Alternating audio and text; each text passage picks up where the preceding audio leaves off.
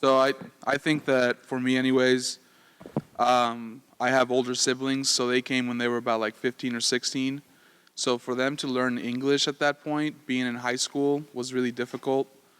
And at that point, this was like 2001, so I mean, they were bullied a lot by people that, you know, didn't like them just because they only spoke Spanish. The ESL classes weren't really good because we only really could live in like bad neighborhoods. So there was always a lack of professors, and so we didn't really get the attention that we needed at that point. And I found that, I mean, me being younger, I learned English a lot better, but for them anyways, it was really difficult. And then being in high school, seeing all these new immigrants coming in and them dealing with the same issues was a little bit sad, I guess, because nothing had changed in like the past 10 years that I've been in the country.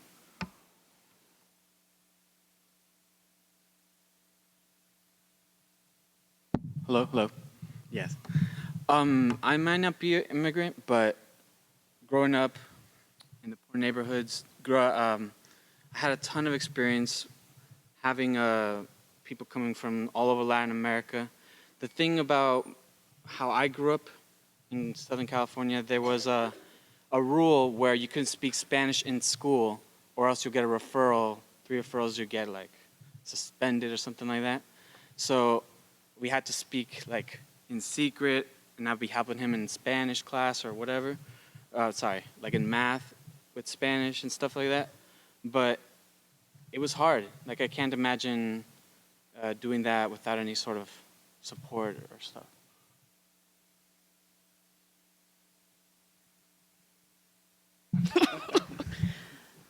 Also, not speaking as an immigrant, but a daughter of as an immigrant. My family immigrated to the United States in 1985, so right around the time that all of this was kind of going on, and worked in the meatpacking plant industry. So I think the most interesting challenge as kind of a child growing up in that atmosphere is the responsibility that you hold. So from interpreting and going to, say, the grocery store or the bank or to school, and you are, I was first grader,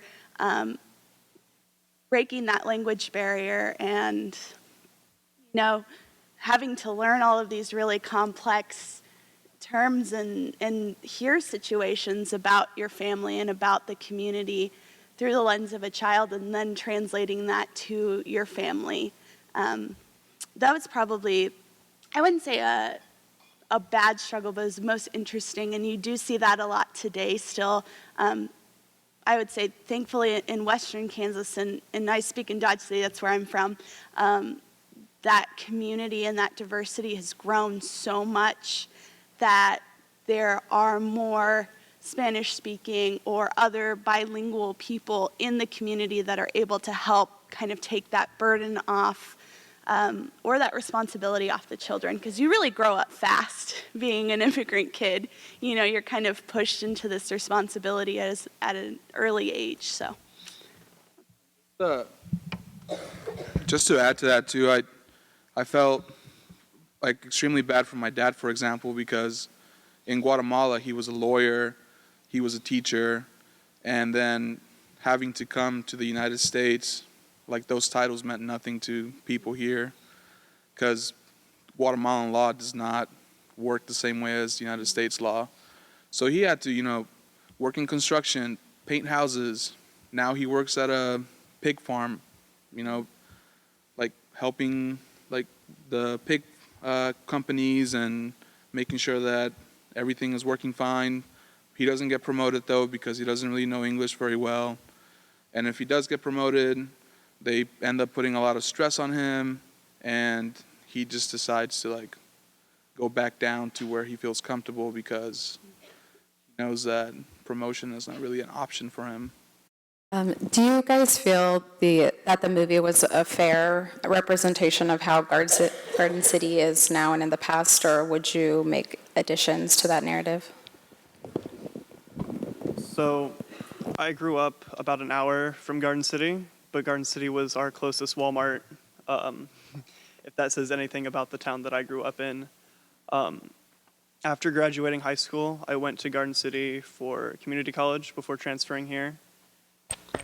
One of the things I liked most about this movie was how it represented Garden City. Garden City is an interesting place. It's a place where one of the town mottos is from here you can go, or it's Opportunity USA. The college's motto is from here you can go anywhere. But Those old commercials. yeah, I grew up listening to those commercials in the car a lot, and I used to think that they were crazy, but then I went to the college and I saw what Garden City was and what Garden City stood for. And I think one of the greatest things about it is there's no real congregation of like one specific culture and area in a certain area. Like they're spread out. Like there's just a bunch of people living together. And I think that really speaks for what I hope to be the future of America.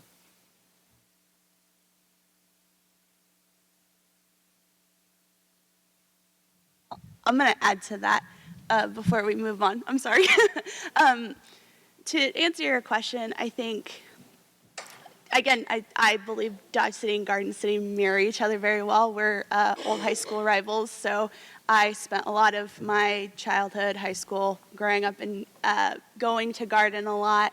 The pool and the zoo, I've been there a ton, so it was kind of surreal just seeing that on screen and seeing the high school and, you know, knowing that we would go against the Buffs in soccer all the time. I think one thing that I'm glad that they kind of spoke on was the undocumented community.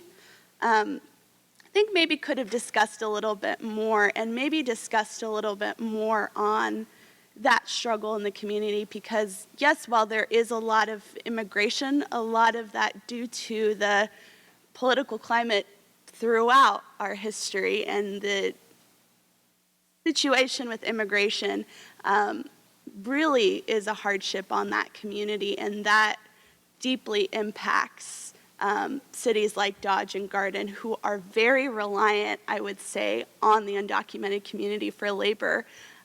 So I would have hoped that, I mean, it's 35 minutes, so you can't really get too deep into it, but there are a lot of socioeconomic issues.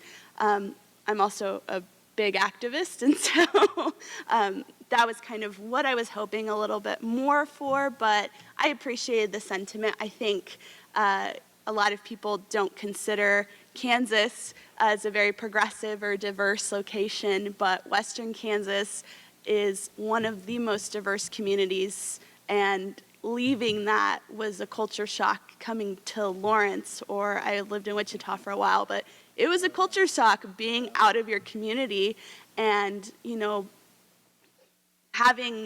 recognizing what your privileges are and what they aren't in a community that is not your own. I just was wondering, you kind of already touched on how the political climate affects the communities out west. Have you noticed any increased anxieties among the community recently, or like Fernando decided to kind of, I guess, self-deport is the term, or return to his country? Has there been increased kind of instances of people deciding to leave these communities? Short answer, yes. I don't know if they wanted to leave voluntarily, but for example, I'm from Liberal, Kansas, and my friend called me, and he's like my age, and he called me because about a month ago he got picked up by ICE and taken to Emporia, where he had to spend 2 or 3 nights in jail, $10,000 bail, and so I think it's one thing that didn't really get mentioned in the documentary, that a lot of these packing companies, they hire a lot of illegal immigrants, let them work for a few months, and then they kind of get them out of there and get a new batch in. Mm-hmm. So I came to the United States on political asylum. So seeing Fernando having to go back to El Salvador to that violence, I couldn't imagine myself, how my emotions would be if I had to do that myself. And I was extremely happy to hear that he came back, but I don't think a lot of people are that lucky. I mean, I've been in the United States since 2001. Took me 10 years to become a U.S. citizen, and I don't know, it's really difficult. The tests may not seem that hard to some people. Like, I've been speaking English for, almost 20 years now, but then I have people like my dad who just became a citizen and having to answer like simple history questions like name the 13 colonies or who was the first president of the United States. That's stuff that in Guatemala you don't need to know who George Washington is, We see a dollar like maybe once in our lifetime if we're lucky. And so I think that, I don't know, nobody really wants to leave the United States because most of our situations aren't really better in the countries that we come from. And for me, the American dream at the moment is to not be in debt and to help my parents out when they're old. Other than that, I don't really think there's like an actual dream, for me anyways. I don't know if people might see it differently, but for me, just to be financially stable is what I want.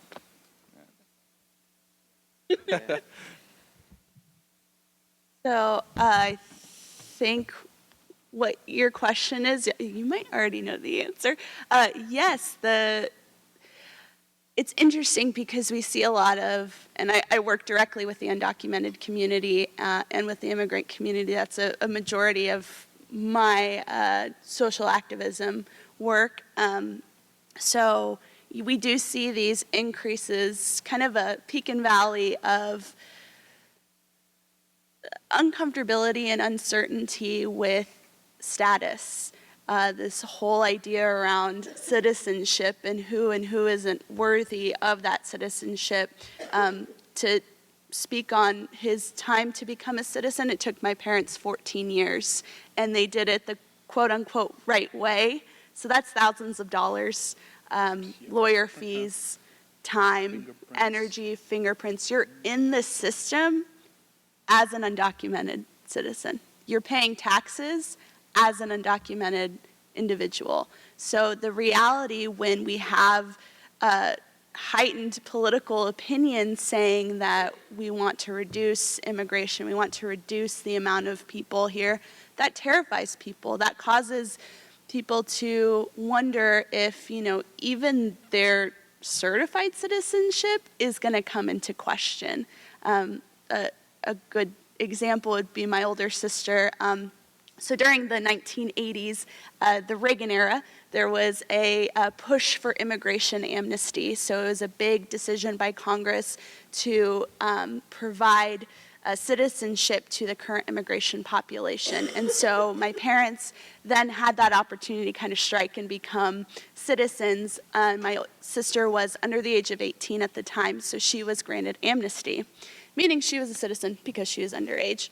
That is still something that gets taken into question every time she has to do any sort of legal paperwork. If she applies for a new job, if she gets a speeding ticket, it shows on there that she is a citizen, but under these certain conditions, she's a citizen. And so that value of citizenship is so almost unattainable for people in such a struggle that when we have rhetoric in our government and in our world that is negative towards immigrants, you see a lot of uncertainty and scaredness, and especially with federal forces like ICE coming in and doing what they are currently doing, which I know there's a lot of controversy around whether that's right or not. I will personally say it's completely just terrible. And though that we have a peak in that right now, that's been going on since the day immigration started. So, like I said, you see a lot of peaks and valleys, and right now we're in a really intense time with the community. So, Just to add to that, one little thing, the whole part about them trying to check if you're actually a citizen or not. I've been a naturalized citizen since 2011, And anytime that I apply for a student loan or just to a college, I always get an email back from admissions saying, hey, so we need copies of your driver's license or your social and your passport because the Social Security Commission or whatever they're called they can't verify that you're a citizen or not. When I don't understand that, I got my little certificate that says I'm a citizen. I don't know what else they want from me. But I think that's an issue. Same thing with like voting and stuff like that. I had to jump through quite a few hoops to do that. It almost feels like they do it on purpose to try to like convince me not to do these things, Have to do all these extra steps even though in a sense I'm just a citizen just like everybody else now. I'm no longer a Guatemalan citizen. They took that passport away from me, so I don't know. I'm American technically, but sometimes I feel like they don't see me that way, and it's kind of disheartening.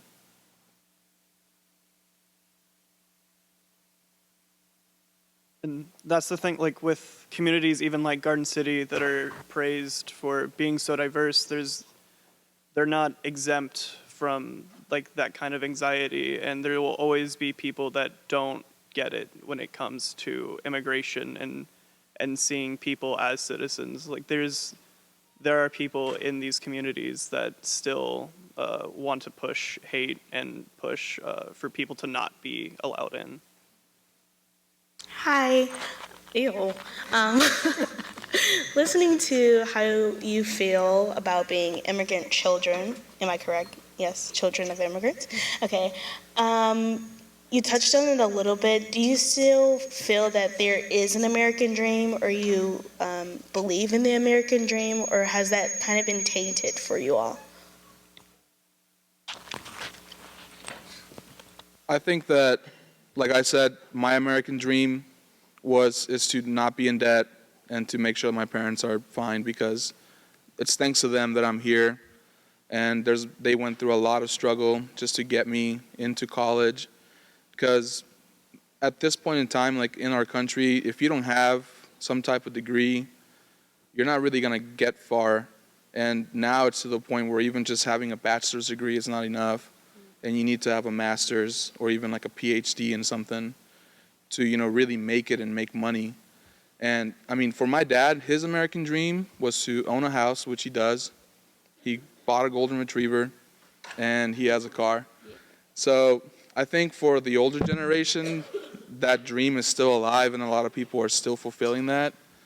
But for us who are like, first generation or second generation, that dream has definitely changed. And for me, I mean, if I don't own a house while I live in the United States, I don't think that's a huge issue now. I think the dream is different for everybody now, whereas before it used to be kind of a cookie cutter kind of thing, where it's like, well, you filled in all the check boxes, so here's the dream, enjoy it. And yeah, I don't see that being my thing anymore.